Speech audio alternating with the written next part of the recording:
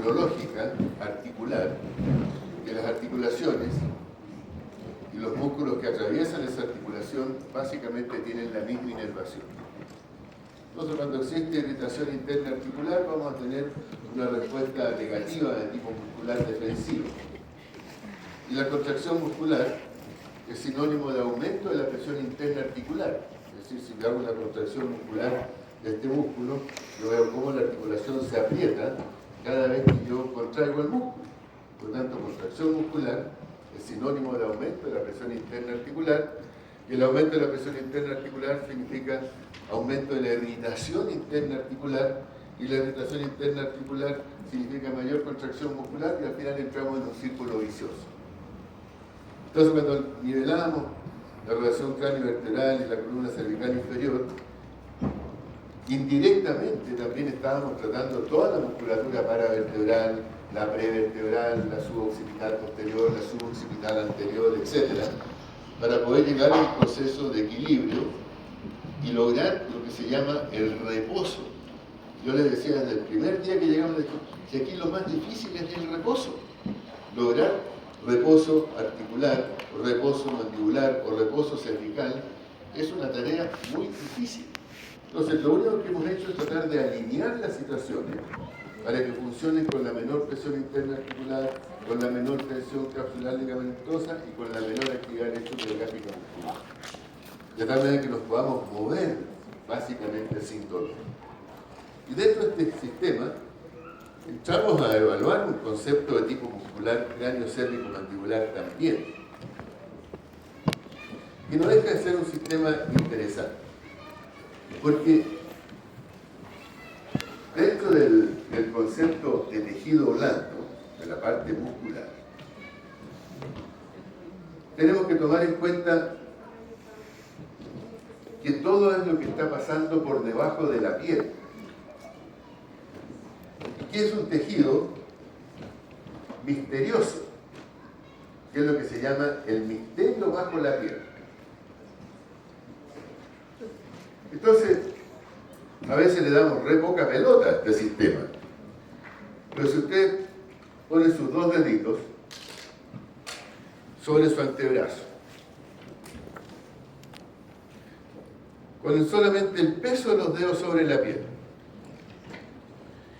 y tratan de realizar un deslizamiento de la piel, no de los dedos, o sea, no froten. Dejan caer su peso de los dedos sobre la piel y ustedes van a poder mover en sentido superior y en sentido inferior la piel, sin frotar. Ustedes ven que la piel desliza sobre su tejido que está por debajo de la piel. Ahora, coloquen sus dedos sobre la piel y hagan un deslizamiento inferior y un deslizamiento superior. ¿Y en qué dirección sienten que es más fácil hacer el movimiento? ¿Hacia abajo o hacia arriba? Hacia abajo. Y otros lo sienten hacia arriba. Entonces, ustedes no saben cómo desliza la piel sobre su tejido que está por debajo. Entonces, cuando yo coloco mis dedos sobre cualquier músculo, coloco mis deditos y hago un deslizamiento inferior y hago un deslizamiento superior, para mí yo me doy cuenta que la piel de mi antebrazo desliza sin ninguna restricción hacia arriba, pero hacia abajo tiene un tope. Entonces, la piel tiene que tener la capacidad de deslizar en todos los sentidos con libertad. Entonces lo puedo mover hacia afuera, lo puedo mover hacia adentro. Hacia adentro es difícil, hacia afuera es fácil. Hacia abajo es difícil, pero hacia arriba es fácil. Entonces yo sé en qué dirección la piel tiene facilidad de deslizamiento sobre su tejido y sobre el músculo. Entonces lo primero que tenemos que pensar es que el músculo está recubierto por su tejido conectivo. Y el músculo, para tener una contracción muscular, tiene que hacer muchas cosas. Si yo hago una contracción muscular, ¿qué es lo que hace el músculo? Se corta. Se corta. Ya, se acorta.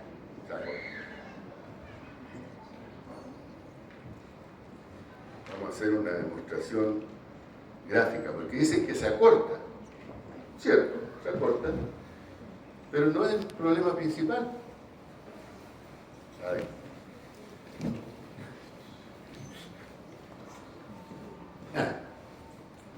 Fíjense acá.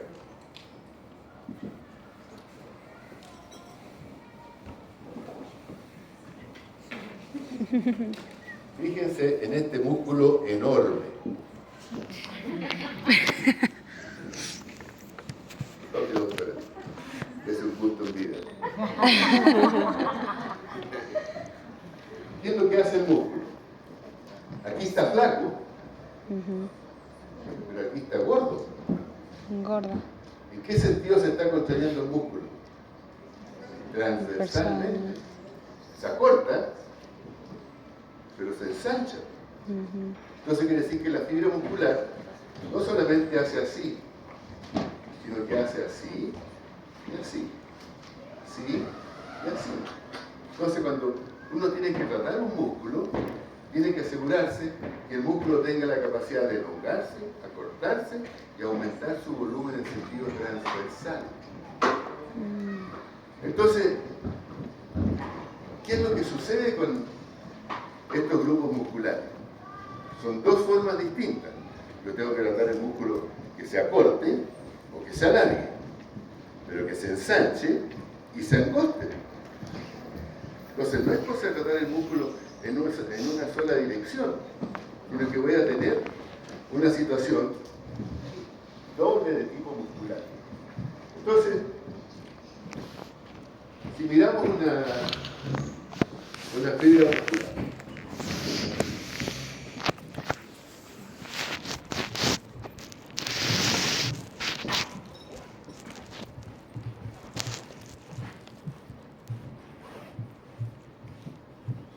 ese es el músculo. El músculo tiene un tendón.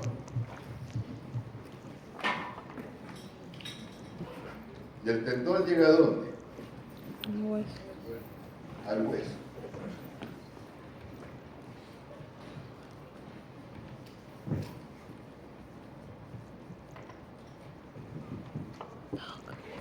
Entonces, ¿qué es lo que sucede? En algún momento, al levantar una maleta, al tomar algo y subirlo, al tratar de hacer un esfuerzo exagerado, ¿cierto? Que se va al correr, de repente una fuerza muy grande del músculo, basta con que se produzca dentro de este sistema una rotura de una fibra.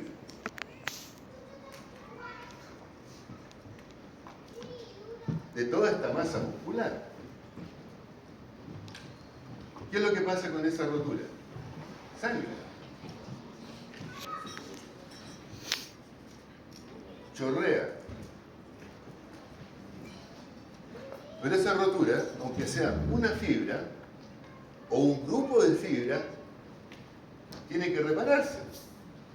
Entonces, claro, uno hace el esfuerzo, trató de correr, puso la fuerza y quedó con una sensación dolorosa. Ya significa que algo está pasando en la fibra muscular. Pero esa fibra muscular, aunque sea una fibra, que se rompe, sangra, se inflama, chorrea, tiene que repararse. Cuando se repara con un tejido conectivo, que es un tejido conectivo irregular. En todos los planos del espacio.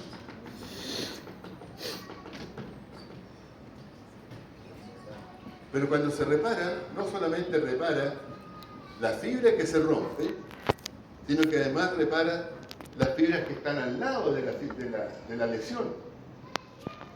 Entonces, todas estas fibras que pasan por esa lesión que se reparan, quedan, entre comillas, sin la capacidad de deslizamiento.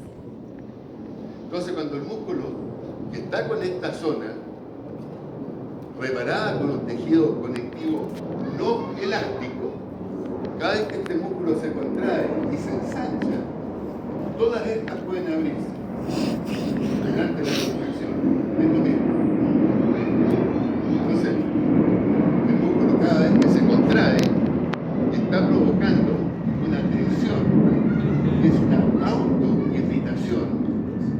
fibra muscular que no puede deslizar y que no puede separarse. Y eso produce una autoirritación del grupo muscular cada vez que se contrae. Entonces se produce una zona específica en el músculo que muchas veces cuando yo hago una palpación transversal, aquí yo siento nada y aquí siento un salto. ¿Por qué? Porque aquí, entre comillas, hay tejido conectivo no elástico, irregular en todos los sentidos. Por lo tanto, cuando paso por esa zona, voy a sentir un cambio de la forma del tejido y además, como está autoirritada de forma permanente, produce una zona sensible o una zona dolorosa que puede ser local en el punto, es decir, que la causa del dolor y la zona representativa del dolor están en el mismo punto. Y eso generalmente lo llamamos un síndrome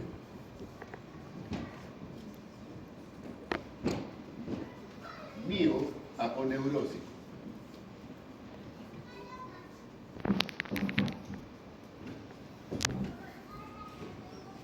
¿Por qué? Porque está en la fibra muscular, está en todo su tejido conectivo, interfibrilar, y la capa que cubre esta zona.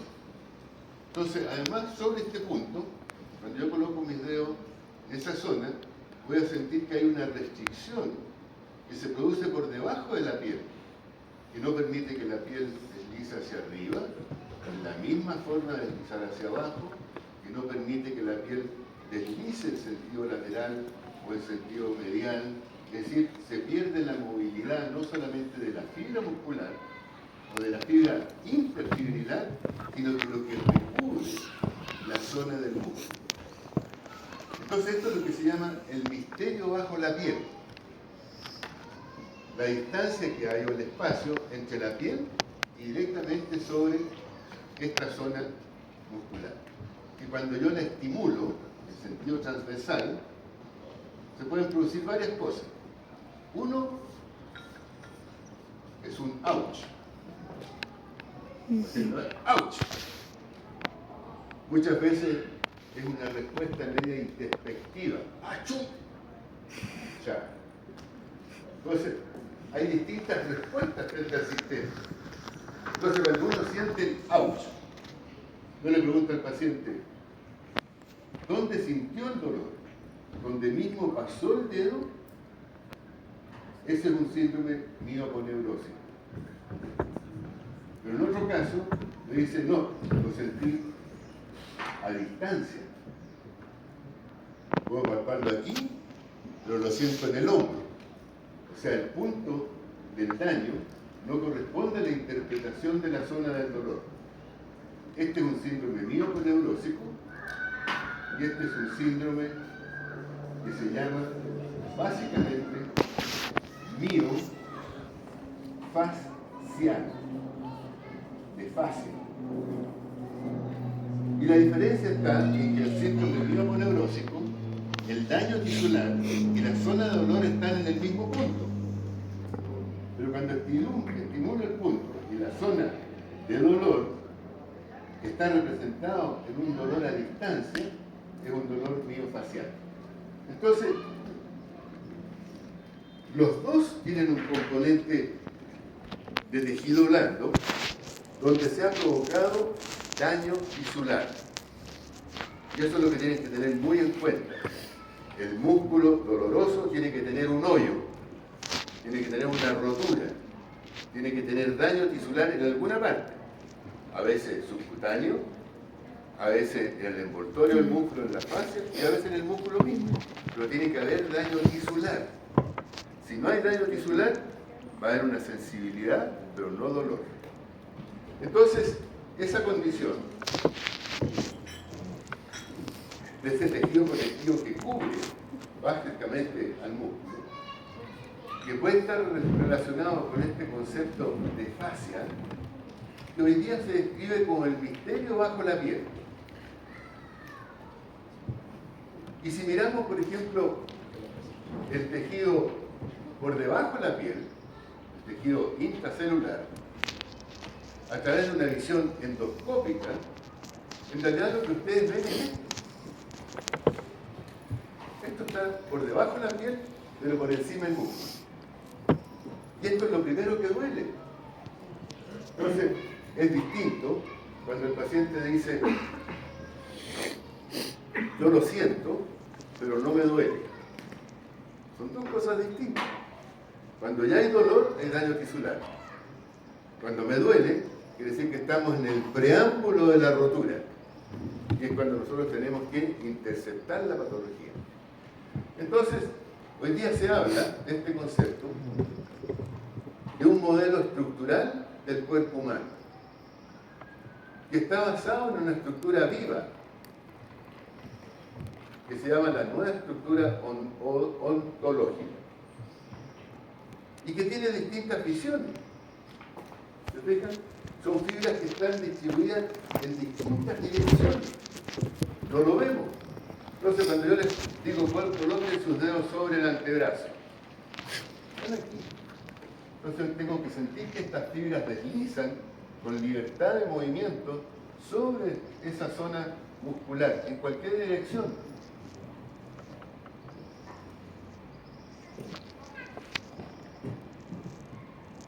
Entonces, ¿qué tengo que hacer yo? Tengo que recuperar la misma capacidad de este tejido de deslizar en este sentido de libertad, y tengo limitaciones en sentido contrario. Tengo que liberar este tejido en el sentido de la restricción, para que este movimiento sobre el músculo pueda ser libre hacia la derecha, sea libre hacia la izquierda, sea libre hacia arriba, sea libre hacia abajo. Es decir, que tenga libertad sobre el músculo. Si no tengo libertad de este tejido sobre el músculo, no puedo tener una contracción muscular electromiográfica dentro de los límites normales. Entonces, si yo tengo cientos de casos que dicen, doctor, lo vengo a ver porque tengo dolor facial, se ponen las manos en este músculo y estoy usando una placa de relajación, y el paciente se pone la placa y le aparece la contracción muscular.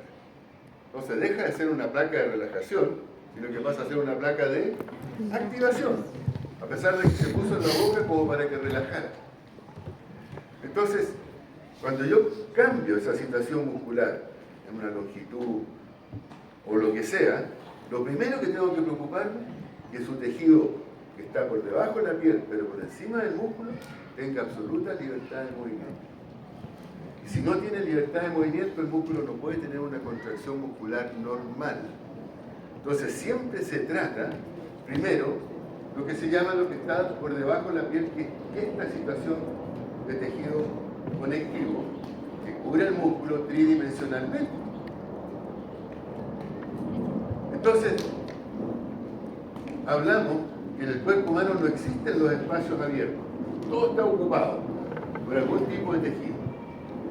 Entonces, este tejido que ocupa todos estos espacios articulares, musculares, entre un músculo y otro, que sea en un cuádriceps, en un tríceps sural, en lo que sea, son músculos que están entre ellos conectados con tejido conectivo, pero tienen que deslizar y tener esa capacidad de libertad de deslizamiento.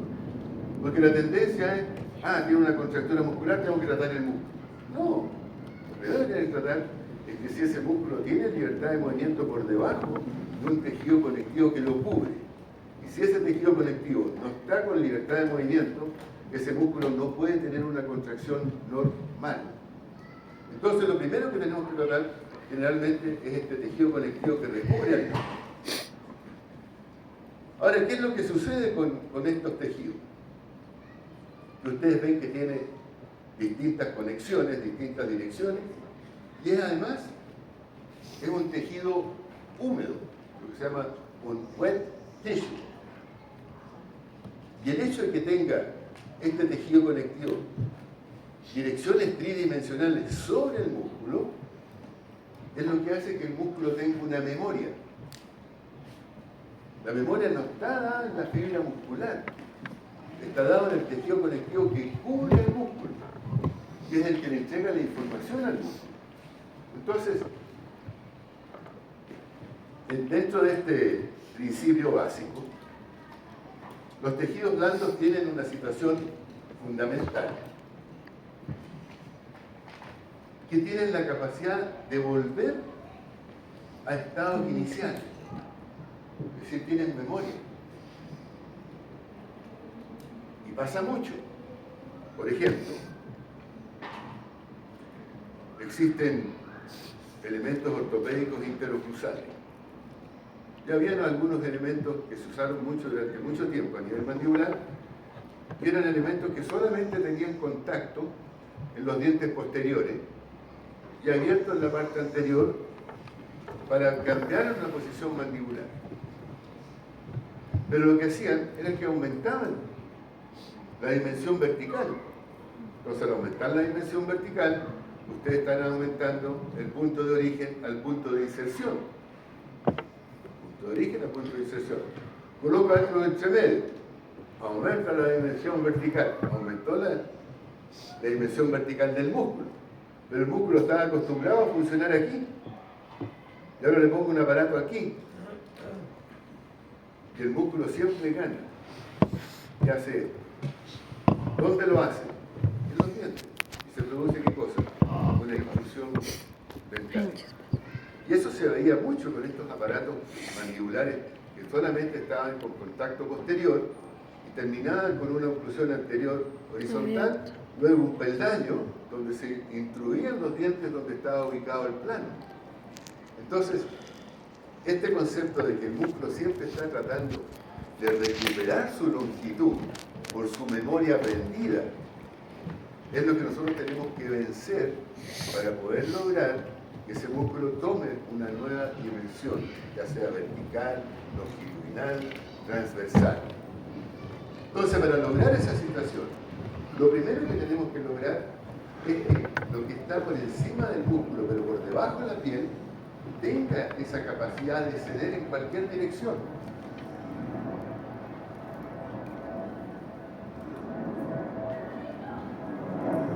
Esto es lo primero que se trata. Entonces, si yo tengo cualquier músculo, me dolió, ¿qué tengo que asegurar? Este músculo tiene esta dirección. Para mí es fácil que esto desliza hacia arriba, pero no desliza hacia abajo. Voy a tener que manejar ese músculo en sentido de la restricción. Cuando logro que este tejido que está por encima del músculo, pero por debajo de la piel, tenga la misma capacidad de deslizamiento hacia arriba y hacia adelante, la misma capacidad de deslizamiento hacia abajo y hacia atrás, yo siento que el músculo se relaja. Pero mientras el músculo no tenga la capacidad de sentir esta libertad de movimiento por debajo de este tejido que está por encima del músculo, nunca va a tener una contracción muscular normal. Siempre va a estar actuando de forma asimétrica. Entonces, hoy día, si ustedes ven en la literatura de la kinesiología en general, ustedes ven que todas estas fuerzas que se llaman fuerzas tensiles se transmiten en todas las direcciones. ¿Por qué? Porque el cuerpo entero está cubierto de este tejido conectivo, que no es elástico, y se llama fascia, que cubre los órganos, cubre los músculos, cubre las articulaciones, es decir, todos los tejidos vivos están cubiertos por este tejido tridimensional, hidratado, que transmite la fuerza en distintas direcciones. Entonces han salido una serie de esquemas que muestran estos sentidos cruzados de fuerzas de tejido conectivo. Y esto está de moda hoy día. Pero tienen que tomar en cuenta que estos esquemas los hizo un artista. No lo hizo un biólogo, no lo hizo un anatomista. Entonces, todas estas fuerzas son inventadas por alguien con mucha imaginación, pero se transmiten se transmite. Entonces, ¿qué es lo que está diciendo? Que yo puedo sentir una tensión a lo mejor en esta zona dorsal y el paciente lo puede sentir en la región posterior del muslo. ¿Por qué? Porque ese tejido conectivo irregular conecta todas las zonas del cuerpo humano. Entonces, haciendo un examen, una cosa bien sencilla, coloquen 2 dedos laterales a la nariz, con un solo dedo, 2 o 2 dedos, y hagan una pequeña tracción suave, fineza, lateral de ese tejido. Y ustedes van a sentir que cuando hacen la tracción lateral, lo sienten al lado contrario de la nariz. ¿Cómo es posible que al hacer este movimiento tengo que atravesar el tabique nasal óseo? Y lo siento yo en el lado contrario. ¿Por qué? Lo siento en esta posición que se me abre la vía aérea del lado izquierdo. O si hago una presión en este sentido, lo siento como por debajo del ojo. ¿Cómo esa fuerza se transmite a través del tabique nasal? ¿Por qué? Porque es un tejido conectivo que recubre todo el cráneo y la cara en cualquier dirección. Entonces yo trabajo hacia abajo y lo siento en el ojo del lado izquierdo. Abro aquí y siento que se me abre la vía aérea. Entonces, estas fuerzas se transmiten en distintas direcciones, en los 3 planos del espacio, porque es un tejido conectivo irregular y que tiene ciertas transmisiones que gradualmente las personas que trabajan en esta área a lo mejor hicieron una técnica a nivel cervical y el paciente le dice lo siento a nivel dorsal y lo documentó y apareció entonces esta conexión entre el cervical y las estructuras del lado contrario. Voy a movilizar la columna cervical y estaba movilizando la columna cervical y de repente me di cuenta que el paciente afectaba las rodillas. Entonces cuando yo hacía la técnica cervical, ¿qué es lo que no sentía este paciente? La tensión del tejido conectivo a nivel lumbar o a nivel dorsal al cambiar la relación de las estructuras inferiores con las superiores. Entonces, todas estas conexiones de tejido son las que nosotros tenemos que normalizar dentro de cualquier sistema y fundamentalmente al nivel cráneo-mandibular. Ahora bien, hay distintos esquemas y cada persona con su grado de imaginación. Pero lo bueno de este sistema, que ustedes lo ven aquí, es bastante ingenioso, ¿no? Fíjense cómo se transmite esta fuerza. De aquí para acá, de aquí se viene para acá, de aquí se viene al pubis, de aquí se le va al glúteo, del glúteo termina prácticamente en el dedo gordo del pie. Súper buena imaginación. Pero cuando ustedes hacen la técnica cervical, muchas veces yo traccionaba, ¿no es cierto?, la columna cervical a través del cráneo haciendo la distracción de cortesía, yo veía que los pies hacían así. Entonces, ¿cuál es la conexión entre la distracción cervical y la dorsiflexión de los pies? Es un tejido conectivo, hay una conexión. Pero todas estas conexiones que ustedes ven aquí son inventadas por un autor con mucha imaginación, porque se puede producir en cualquier dirección. No tiene una dirección determinada, porque el tejido es tridimensional, y no tridimensional sino que dice que hay una 4ª dimensión de la dirección de la transmisión de las fuerzas del tejido blando. Entonces, eso es lo que se llama hoy día la biotensegridad.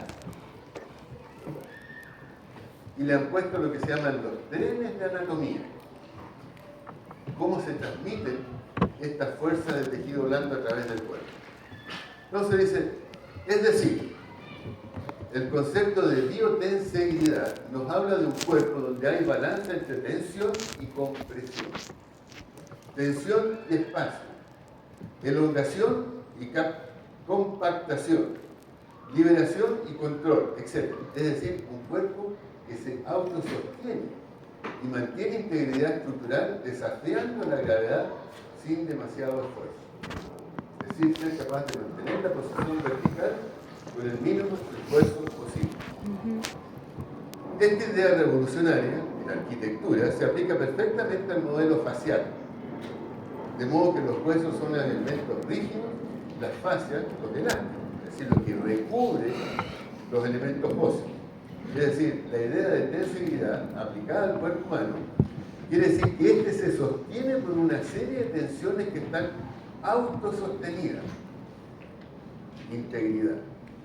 Nuestros huesos podríamos decir que flotan. Interpretación del autor. Observa que nuestros huesos no se tocan. Es una matriz facial que los enlaza y sostiene. Cuando una zona recibe la acción de una fuerza, todo el sistema recibe el impacto y se amolda a ella. Es decir, todos los elementos del sistema disipan y distribuyen la acción recibida. Es una buena descripción de este sistema. Y habla mucho de este concepto de biotenseidad. Ahora bien, este es el tejido que recubre el músculo y prácticamente el cuerpo entero. Es una lámina muy fina de tejido conectivo. Cubre tu cara, tu cuello, tu columna lumbar, etc. Y va provocando, ¿no es cierto?, estas fuerzas tensiles sobre el elemento muscular. Es un tejido hidratado. Por lo tanto, tenemos que mantener la hidratación de los tejidos.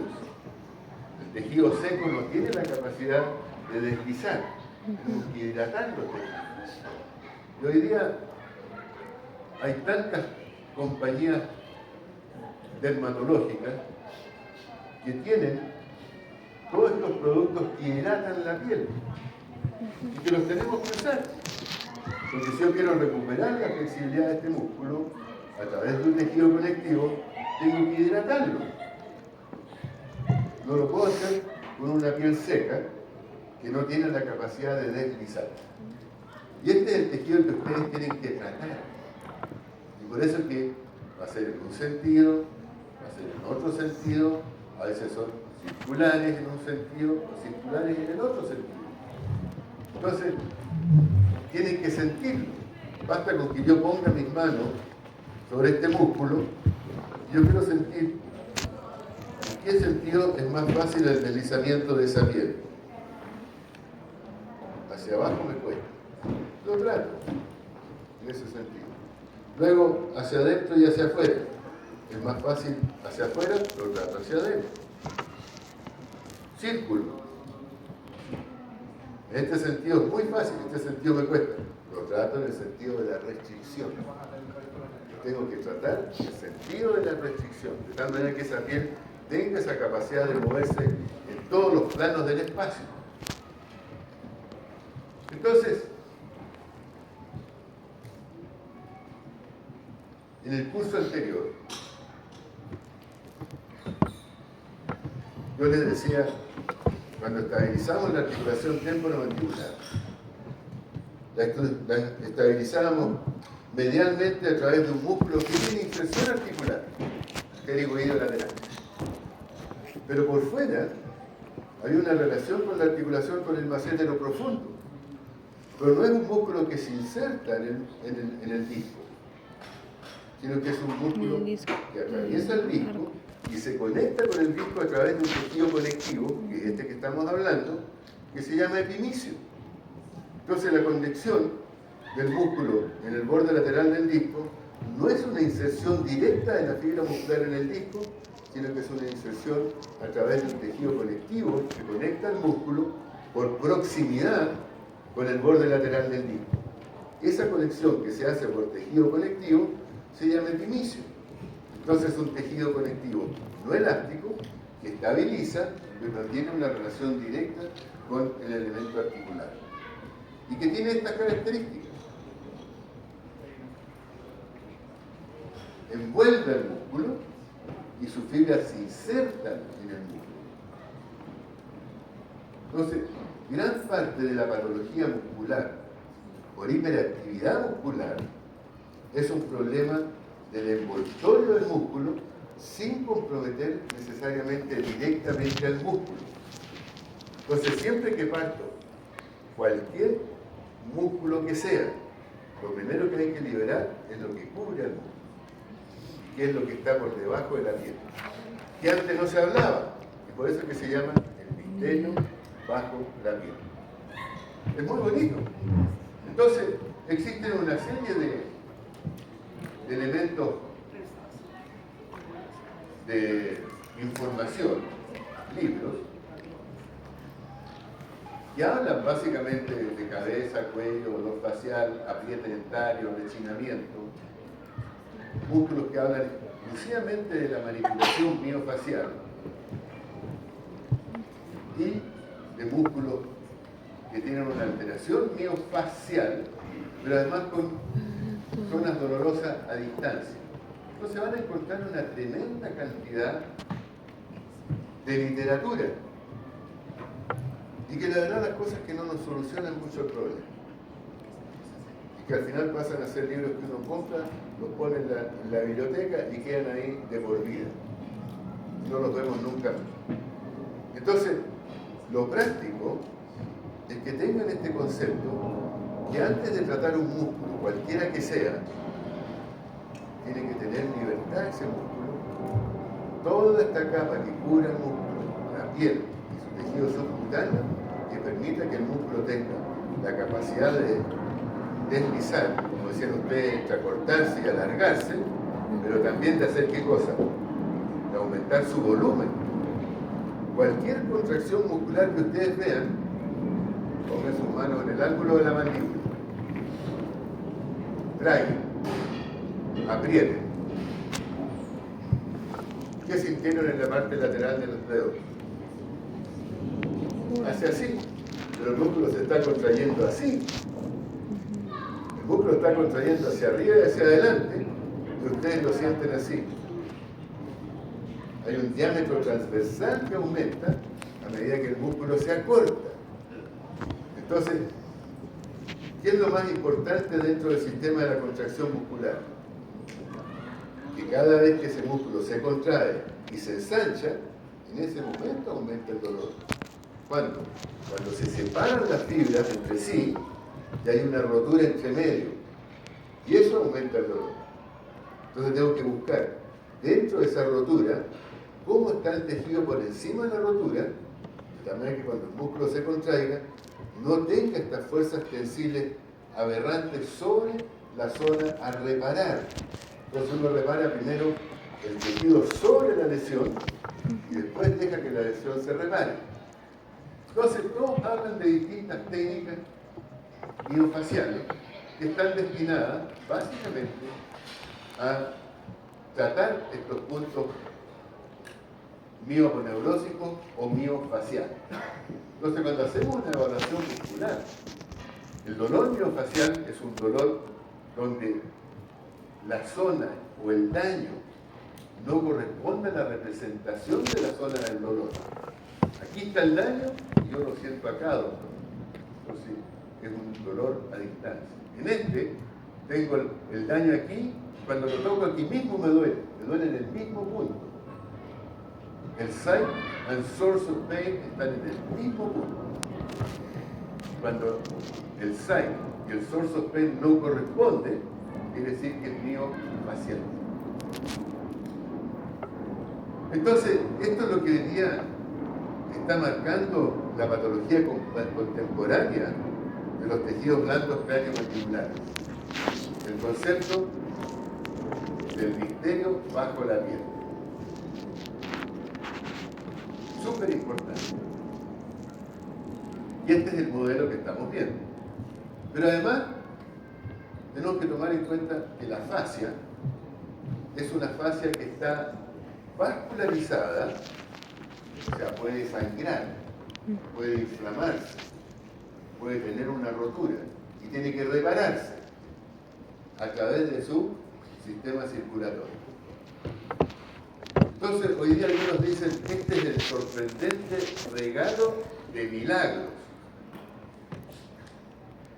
Lo que está cubriendo el músculo, pero está por debajo de la piel. Y esto es lo primero que uno trata antes de tratar el músculo. Entonces, las características clínicas, ¿cuáles van a ser? Que son músculos que son capaces de producir dolores a distancia. Por ejemplo, aquí un trapecio superior puede ser la causa de un dolor supraorbitario. Entonces, cuando yo palpo el trapecio superior, el paciente me dice ¡ouch! Es la primera pregunta que tienen que hacer. ¿Dónde siente el dolor? ¿Dónde me está tocando? No, doctor, lo siento encima del ojo. Ese vendría a ser un dolor miofacial. Y el que está donde está la X vendría a ser un síndrome miomotonosis. Los dos se tratan iguales, pero la respuesta es distinta. Entonces, cuando yo lo trato, el dolor tiene que ceder acá. Y la representación del dolor, no necesariamente aquí. Y lo estoy tratando, y el paciente siente el alivio supraorbitario. Fíjense en el caso del esternocleidomastoideo, que se puede encontrar con distintos puntos miofaciales. A lo mejor en la inserción clavicular, a lo mejor en la inserción mastoidea. Y uno aprieta, ¿no es cierto?, el músculo esternocleidomastoideo, y el paciente me dice, aquí se me está representando el dolor. Ese es un dolor miofacial. Otros puedo estar haciendo la porción external del esternocleidomastoideo, y el paciente me dice, siento un acúfeno, me aumenta el pinículo. Es decir, este es un dolor de la porción external del esternocleidomastoideo, pero el paciente siente un síndrome óptico. Entonces son dolores a distancia. Todos estos dibujos que ustedes ven acá, son del libro de Janet Travell, o Travell, como lo quieran llamar. Janet Travell, la doctora Janet Travell, era la médica del presidente Kennedy en Estados Unidos. Y tengo una historia muy bonita con ella porque en el año 1984, ustedes no nacían todavía, Janet Travell, y a mí me nombraron miembro honorario de la Academia Americana de Dolor Craneofacial.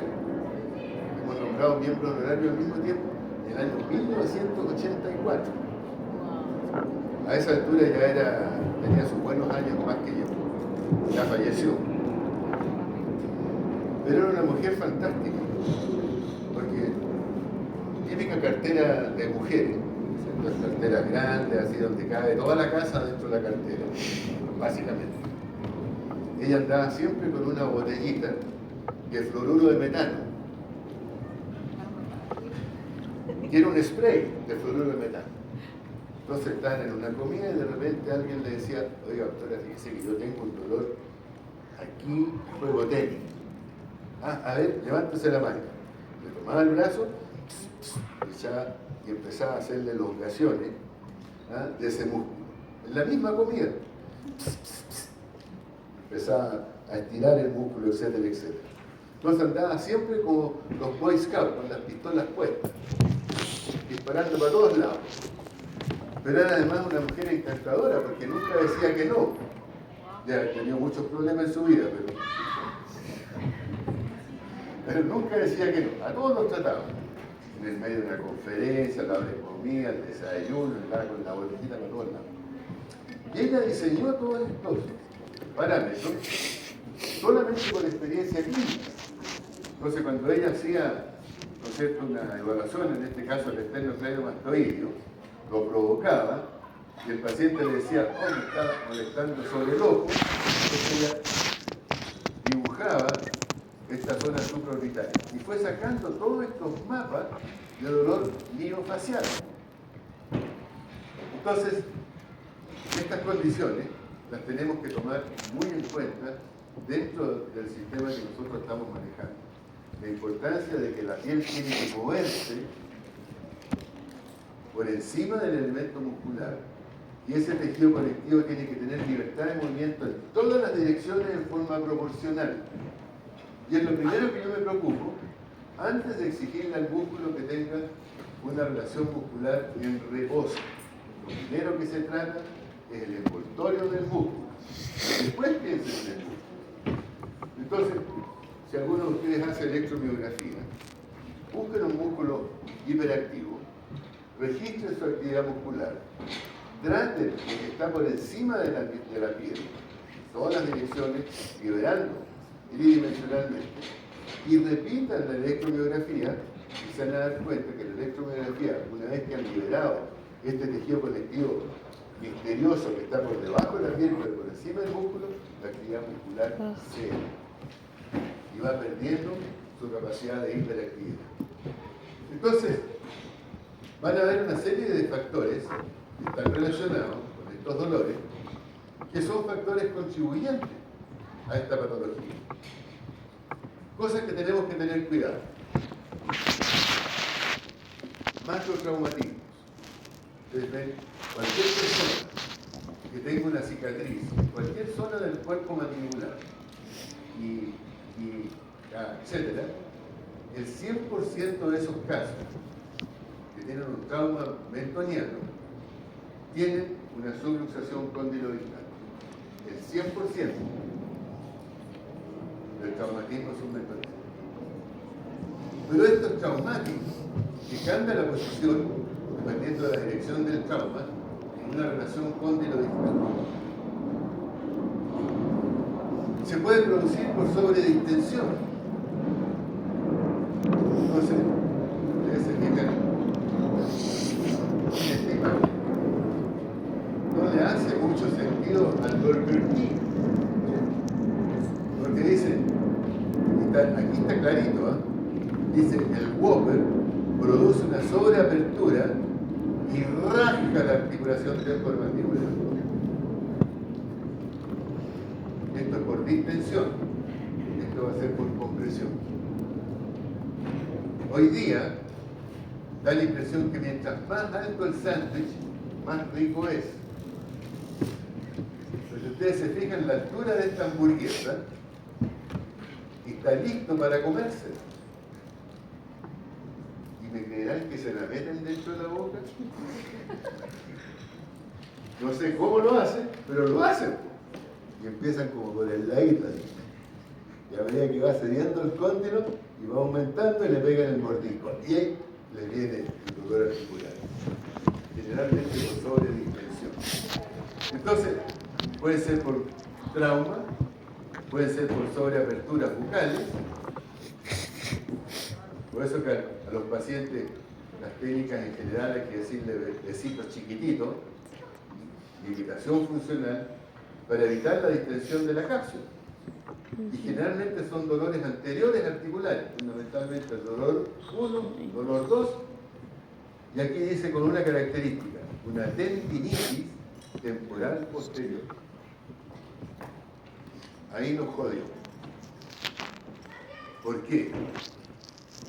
Porque significa que en una sobreapertura bucal, como lo vamos a ver, el cóndilo tiene una relación con la pared posterior del tendón posterior del temporal.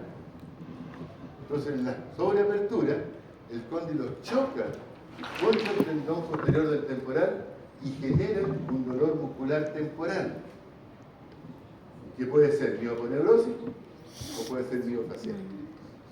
Pero la causa es la tendinitis del temporal. Entonces, todos estos conceptos nos van a llevar a mirar esta situación en una forma distinta. Vamos a encontrar distintas patologías. Elementos óseos que crecen por la tracción muscular. Aquí hay una coronoide elongada, y en el momento de abrir la boca choca con el arco cigomático anterior y produce una limitación de apertura. Sobredistensiones capsulares ligamentosas. Y nos va a producir una serie de alteraciones musculares distintas a lo que estamos acostumbrados a mirar. Porque si ustedes miran acá, lo vamos a ver, hay un músculo que se inserta en el disco, que es realista. Pero este músculo tiene forma de mariposa. ¿Me fijan? Este es el pterigoideo superior. Y cuando nos muestran el pterigoideo superior, solamente nos muestran esta parte del pterigoide. Dicen el pterigoide superior se inserta en el disco. Pero resulta que el pterigoide superior es todo esto. Es un músculo que está en la zona más medial del disco y solamente un tercio anterior del disco. Ustedes ven que toda la parte lateral del disco no tiene ninguna inserción muscular. Entonces, cuando hablan que el disco tiene una inserción anterior al músculo, nunca ha sido una inserción anterior del músculo en el disco. Siempre es una inserción medial del músculo en el disco. ¿Por qué? Porque antes siempre hacíamos las observaciones anatómicas ¿en qué sentido? Sagital. Sagital. ¿Se ubican? Hoy día, esta es una visión craneal, estoy mirando la articulación de arriba hacia abajo, corte en este sentido. Y ahí nos damos cuenta de la verdadera orientación del músculo. Entonces ahí nos damos cuenta que el músculo puede hacer esto, pero como lo mirábamos de lado, daba la impresión de que hacía esto. Entonces, la anatomía ha cambiado muchísimo. ¿Por qué? Porque estamos mirando el músculo de una forma anatómica diferente. Súper bonito. Ahora, lo interesante de esta situación es que cuando nosotros hacemos la aproximación al músculo, y todas estas fotos que ustedes ven acá son del libro de Janet Travell, que se llama como el atlas de los puntos gatillos. Búsquenlo en Google. Uno que se encargue de mirarlo en Google. Puntos gatillos, Janet Travell, con B corta, con B de vaca. Travell. Está traducido en español, así que lo tienen que comprar, es una obligación. Por una razón muy simple, porque si yo encuentro un músculo que está provocando un dolor determinado, y yo le muestro ese dibujo que está en un libro al paciente, el paciente me dice, sí, ese es mi dolor, ese es mi dolor, el que está en el libro. Si está en el libro, el paciente les cree. Pero si ustedes le dicen al paciente, el paciente no les cree. ¿Cómo se llama? Ese. Bueno, lo que pasa es que Simon reescribió el libro de Janet Travell. ¿Está en español? Ese. Y el coloradito. Ese. Así que ese es un libro que tienen que comprar. Existe un tomo para cráneo facial cervical y otro tomo para las articulaciones periféricas. Ahora, cuando hacemos el estudio de las fibras, los estudios interfibrilares, donde van a encontrar ustedes esta zona de daño tisular en la fibra muscular, yo voy a hacer una palpación idealmente transversal a la fibra muscular, de tal manera de producir una separación de las fibras en el momento de hacer el test de provocación. Uno, voy a sentir un salto sobre la zona esa cicatricial, asociado a una respuesta que generalmente se llama el twitch. El twitch es como un tiritón en el músculo. El músculo tirita, o se contrae, o palpita en el momento de que uno estimula la fibra muscular. Y eso habitualmente lo traducen como un twitch, como una situación media como eléctrica en el músculo. Y lo van a hacer cuando presionen tejido blando hasta sentir tejido duro.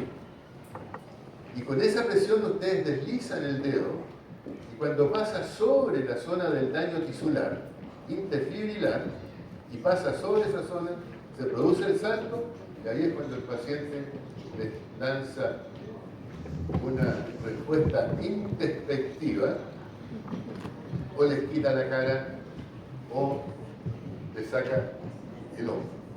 Yo también quiero uno flaco. Flaco. Dame un cafecito también, por favor.